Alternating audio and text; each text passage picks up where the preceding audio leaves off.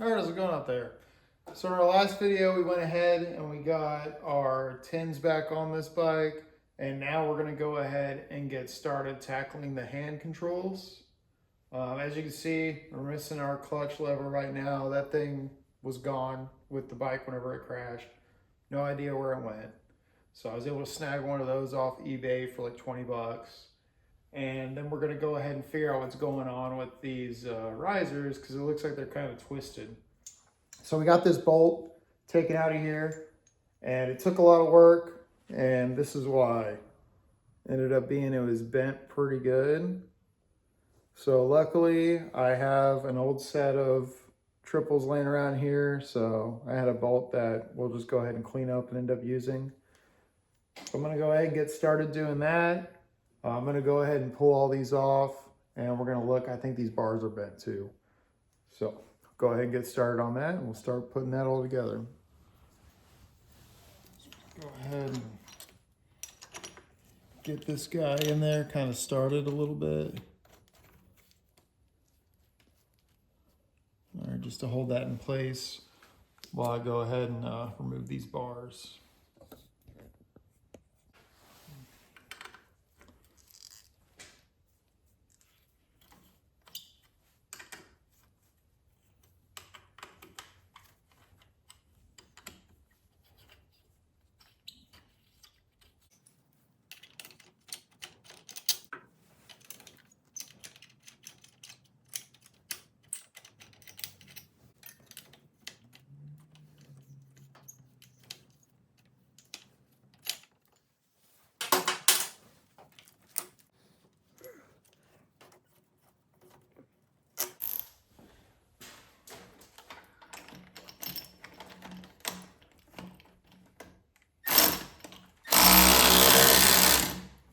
Oof, that is not going in there right. Let's back that guy out.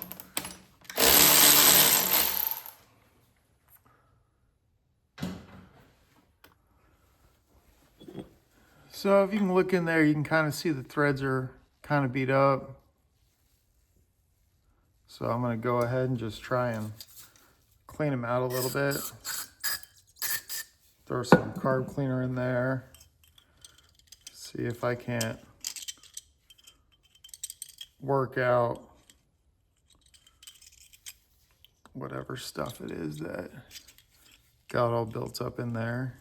You can see it looks pretty galled up. All right, I got that greased up a little bit. Obviously we'll get the grease out of there before we actually run the bolts all the way in, but I'm just gonna do this to kind of clean the threads up since I don't have a tap that is this pitch.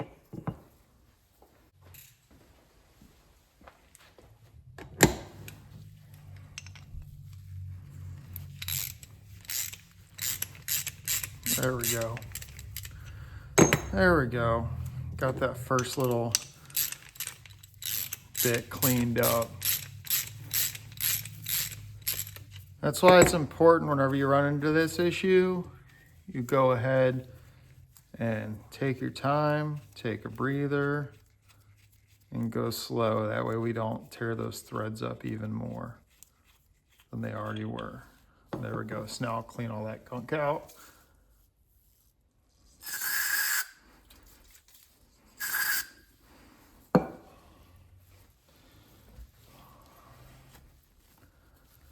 And there we go.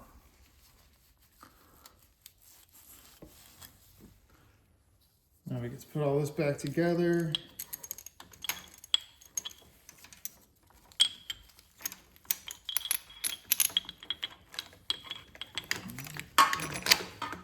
There we go. Get that started up there.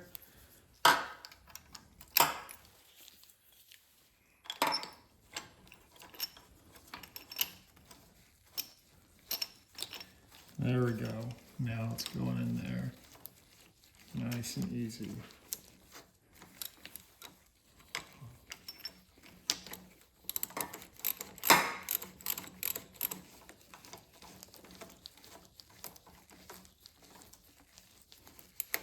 And the nice thing is, while I was at it doing this, I've already inspected the bushings, and the bushings looked fine. They didn't look like they were damaged. It looks like all the damage was just to that threaded bolt.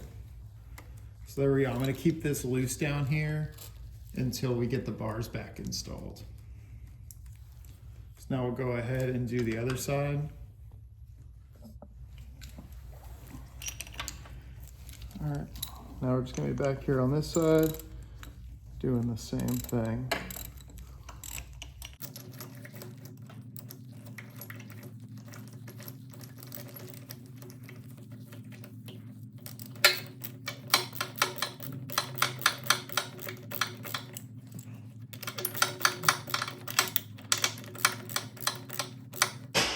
Now let's put these bars on and see how it looks, see if they're bent.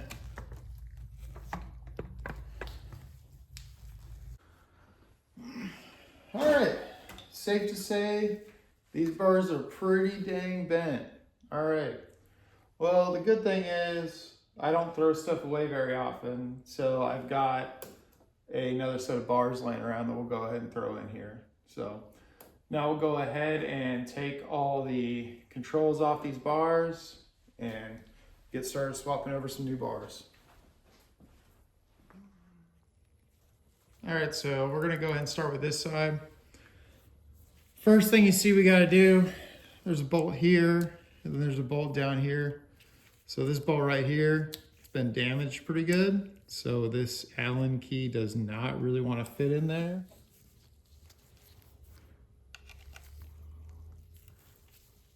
So there we go, and this is a 5/32 Allen. On some Sportsters I've seen this is a Torx. I don't know if it's just changes through model years or people misplacing bolts, but it's just what I've seen. All right, so go ahead and go to this side. All right, so it looks like that's what we're gonna end up going with is an easy out. So it looks like that's gonna be our easiest way to get it out. There we go.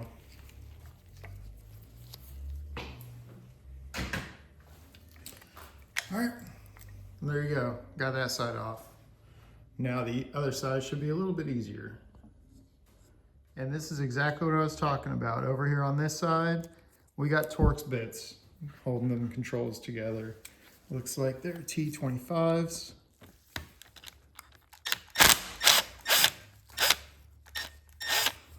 There we go. And then there's another one up here on top.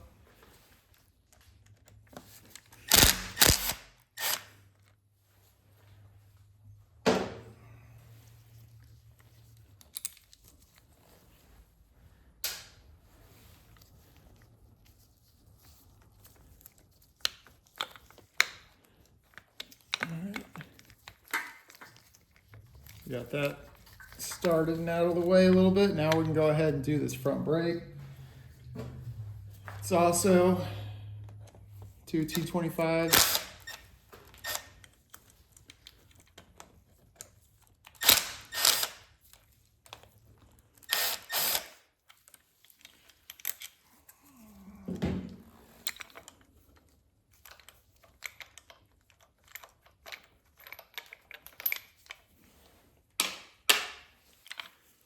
Pull that out of the way over there. And then slide this guy off. There we go. Come on, there we go, got it off.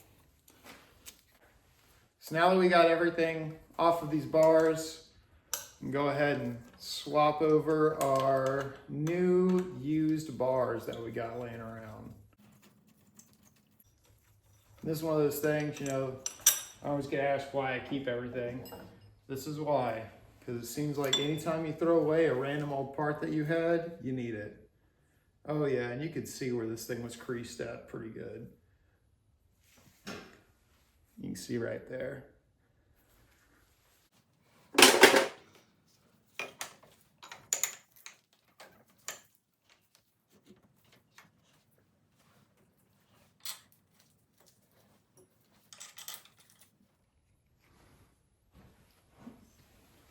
Now that we got these bars all set up, we'll go ahead and tighten these risers.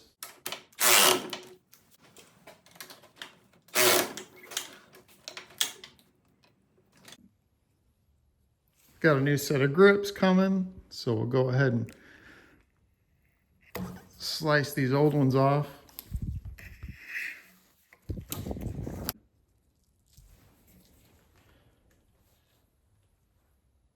So the first side we're gonna do, we're gonna go ahead and do this side first. So, oof. Actually, seems like that brake lever is not gonna reach. So, and I don't feel like getting new brake cables.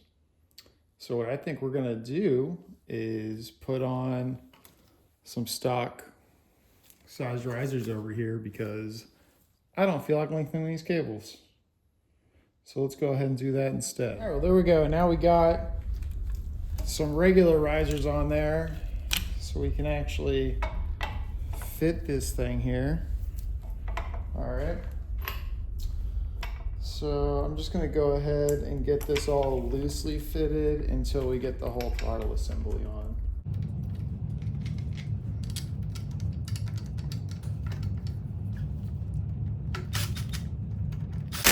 There we go. Just so it doesn't move around on me. Go ahead and get that started on here.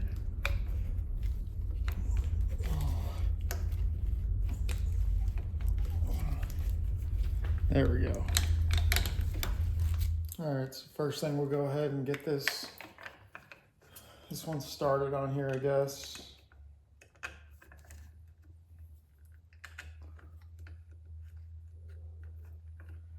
You know, we're not tightening it all the way down yet, just getting everything kind of holding.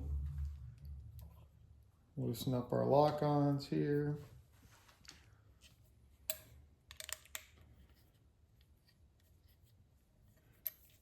And then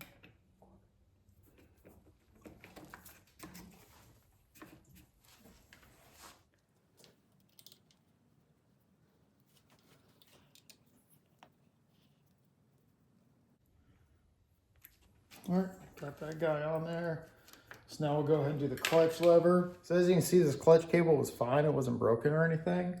And I don't really feel like pulling the primary off or the derby cover off to actually do the clutch the right way with the install. So what I'm gonna actually end up doing is I'm gonna take the clutch lever apart and so we can get that in there so we can get that all back together. So it's not too hard. I'll show you right now. All right, so all you really need here is a set of like snap ring pliers. So.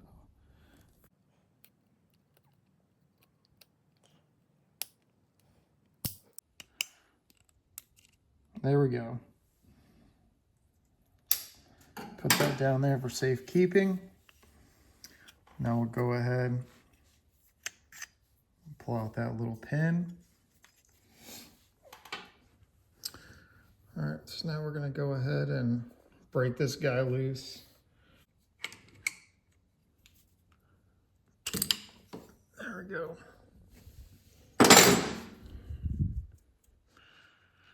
So now we're gonna go ahead and run that guy all the way in, as far as we can go.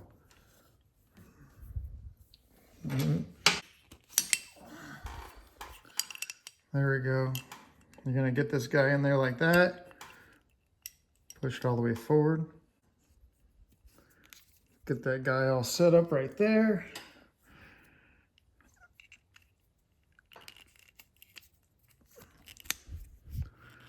And work that little piece of nylon in. All right, so once you get that back in, go ahead. I'm gonna take this guy. And there you go. All right, so now we'll go ahead and throw on our new clutch lever that we got. So,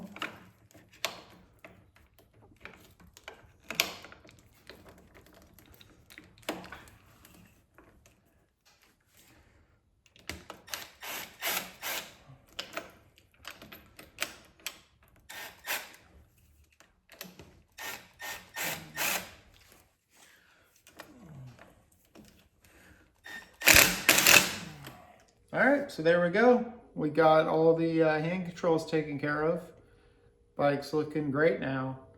Got a few minor things I could take care of now, like the, taking care of like the turn signals and stuff like that. But for the most part, this bike's ready to be sold now. All right, so I'm gonna go take it for a rip. And until next time, see y'all.